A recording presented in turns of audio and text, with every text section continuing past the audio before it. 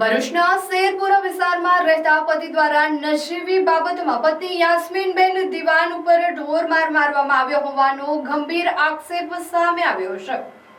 પતિએ કમર તેમજ પગના ભાગે બેરહેમી પૂર્વક માર મારતા ઇજાગ્રસ્ત હાલતમાં મહિલાને સારવાર માટે આમોદ સામૂહિક આરોગ્ય કેન્દ્ર ખાતે ખસેડવામાં આવી હતી। મારઝૂડ અને ડરના માહોલ વચ્ચે યાસ્મીનબેન ટ્રેનમાં બેસી નીકળી ગયા હતા, પરંતુ કરજણ રેલવે સ્ટેશન પર ટ્રેન ઊભી ન રહેતા સીધા અમદાવાદ પહોંચી ગયા હતા।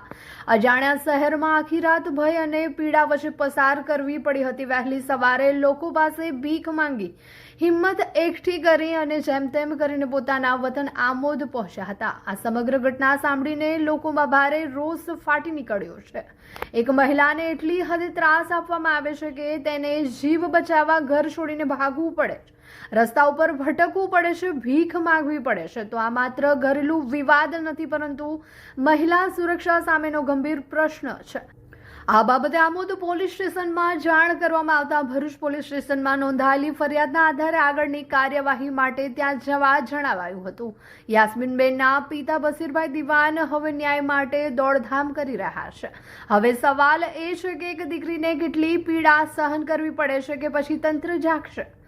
મહિલાઓ પર વધતા અત્યાચાર સામે કડક અને ઝડપી કાર્યવાહી ક્યારે થશે? દોષિત સામે કડક કાયદેસરની કાર્યવાહી થાય અને પીડિત મહિલાને તાત્કાલિક ન્યાય મળે તેવી લોકોમાં ઉગ્ર માંગ ઉઠી છે। મને મારા હસબન્ડે મારી હતી। ક્યાં આગળ મારી હતી તમને? મને કમરમાં બધે તમાચા માર્યા, ઘૂસા માર્યા, પગથી મને મારી। તો મેં ત્યાંથી મને બોજ મારી તો મેં ત્યાંથી નાઈ જોઈતી। શું નામ છે તમારા હસબન્ડનું? સાજીદ। ભરૂચમાં કયા વિસ્તારમાં રહેતા હતા? ભરૂચ શેરપુરા। શું કારણ મારી હતી? નહીં જેવો બાબત ઝઘડો થયો તેમાં। બીજું કોઈ હતું? ના, મારી હાથે કોઈ ના હતું બીજું। બીજી કોઈ ધમકી આપવામાં આવી? ના, કોઈ ધમકી નહીં। મને મારી તો મેં ત્યાંથી નીકળી જ ગઈ। મારાથી માર ના સહન થયો, મેં ત્યાંથી નીકળી જ ગઈ। ત્યાંથી મેં ભાગી ગઈ। કાલે જમાઈનો ફોન મારી પર આવ્યો કે ભાઈ તમારી છોકરી કોઈને લઈને ના આવી ગઈ છે, તમે ઇમરજન્સીમાં આવો અને આ ખેતરોમાં અંદર આપણે જે ભરૂચ શેરપુરા ખરું ને એ ખેતરની અંદર પાછળ આવી ગઈ છે। એટલે હું અને મારા મિત્ર શહીદભાઈ ખરા એમને લઈને અમે લોકો પહોંચ્યા ભરૂચ પહોંચ્યા। મેં ફોન કર્યો, એમને એવું બધું કંથાઈ તમે પાછળ રસ્તે પહેરી જાઓ શેરપુરામાં એ ખેતનું રસ્તામાં લોકો પાછળ બેઠા।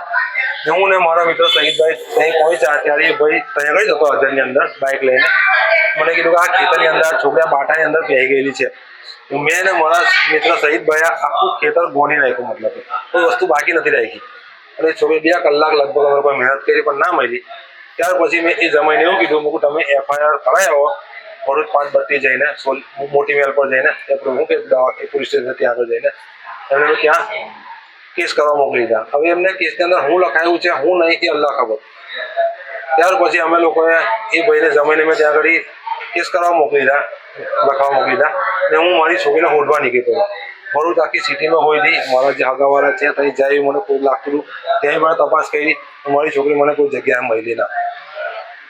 ત્યાર પછી મેં તપાસ કરતા મને સવાર રાતે જે ટ્રેનો જાય છે અજમેર ટ્રેનો જાય છે એ ટ્રેનની અંદર અજમેરવાળી ટ્રેનોમાં બધી જે મારા આગળના જે ભાઈબંધો છે બધા છે એમની જોડે કોન્ટેક્ટ કરી એ બધી ટ્રેનોમાં આપણે તપાસ કરાવી પણ મારી છોકરી મળી ના। ત્યાર પછી સવારમાં આ બનાવો સવારમાં મને ખબર પડી, આપણે લગભગ હમણાંની વાત છે, અડધો કલાકની વાત છે, આ છોકરી અહીંયા આગળ આવી। અહીંયા આગળ આવ્યા પછી આપણા છોકરીને પૂછ્યું કે બેટા કેવી રીતે બનાવ બન્યો? એવું કીધું કે મને આવી તો મારી છે, જો હું પકડી ગયો તો મને ખેતરમાં જ પટાઈ દે। એ તો છોકરીની જબાની જ છે, તમારે કે મારે કહેવાની જરૂર નથી એ વસ્તુ તો। ત્યાર પછી મતલબ કે આપણે એ છોકરીને મેં પૂછ્યું કે તું કેવી રીતે આવી? એ છોકરી મતલબ કે ત્યાંથી નઠીને તો એ સીધી રેલવે સ્ટેશન પર ગઈ। રેલવે સ્ટેશન પરથી એને કરજણ એની બેનના ત્યાં ઉતરવાનું હતું પણ કરજણ ટ્રેન ઊભી ના રહી એટલે એ છોકરી પહોંચી ગઈ બરોડા એને પેલું મારા બોર્ડરમાં આવ્યો હતો એટલે એની આંખ મીચાઈ ગઈ એટલે ટ્રેન ત્યાંથી ઉપડી ગઈ બરોડાથી સીધી અમદાવાદ ઉતરી પડી। અમદાવાદ ટ્રેન ઉભી રહી, અમદાવાદ ઉતરી પડી એ છોકરી આખી રાત અમદાવાદ રેલવે સ્ટેશન પર હુઈ રહી। એની પાસે 1 રૂપિયો બી ના હતો અને મને મારા જમાઈ એવું કીધું કે તમારી છોકરી 20,000 રૂપિયા લઈને નાખેલી છે। તો 20,000 રૂપિયા લઈને નાઠેલી છે તો પૈસા એની પાસે હોવા જોઈએ. હવારે મેં છોકરી રેલવે સ્ટેશન પર ભીખ માંગીને પૈસા ભેગા કરીને હમણાં એ દવાખાનામાં છે, એ તમે જોઈ શકો લાગે. આ બાબતે તમે ફરિયાદ કરી છે? હવે મેં ફરિયાદ નથી કરી, હું હમણાં અમર પોલીસ સ્ટેશનમાં ગયો હતો ફરિયાદ કરવા. એવું કીધું કે ભાઈ તમે કાલે જે FIR ફડાવી હતી ભરૂચની અંદર, ત્યાં તમારે FIR ફડાવી પણ ત્યાં તમારે જવું પડે. એટલે અહીંયા અમર પોલીસ સ્ટેશન આપણું કોઈ વસ્તુ ચાલ્યું ના અને કોઈ વસ્તુ લીધી ના. હવે આગળની કાર્યવાહી તમને પ્રેસ રિપોર્ટર જાવેદભાઈને બોલાવ્યા છે, હવે તમે જે કરો તે.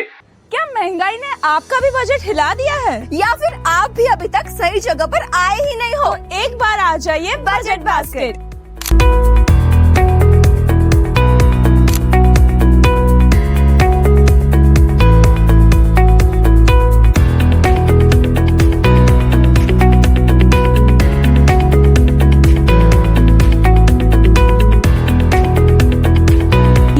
मिलेगी डेली ग्रोसरी से लेके स्टेशनरी और हेल्दी ऑप्शंस, सब कुछ एकदम बजट फ्रेंडली रेट्स पे. किड्स के लिए फेवरेट बिस्किट्स, सुबह की चाय के लिए फेवरेट टी और अब मसालों पर भी मिलेगा जबरदस्त डिस्काउंट. हाँ, आपने सही सुना, स्पाइसेस भी अब मिलेंगे एकदम बजट में. और सिर्फ प्रोडक्ट्स ही नहीं, यहाँ मिलती है एक्स्ट्रा सेविंग. ऑफर्स इतने जबरदस्त कि आपको बिल देखकर भी स्माइल आ जाएगी. Payment via Pluxee is also available here. सुबह 7:30 बजे से लेके रात के 11 बजे तक कभी भी आओ और शॉपिंग करो एकदम टेंशन फ्री. तो अब सोचना बंद करो, स्मार्ट लोगों की तरह डिसीजन लो. बजट बास्केट तवरा रोड, मतलब अब खर्चा कम, बास्केट फुल और खुशियां भी full on. Ground floor, shop number 125, Sahajanand heights, Tavra road, Bharuch. Budget basket, बचत નું નવું સરનામું. आगे की ऑफर और लेटेस्ट अपडेट के लिए हमारे इंस्टाग्राम और फेसबुक पेज को फॉलो करना ना भूलें.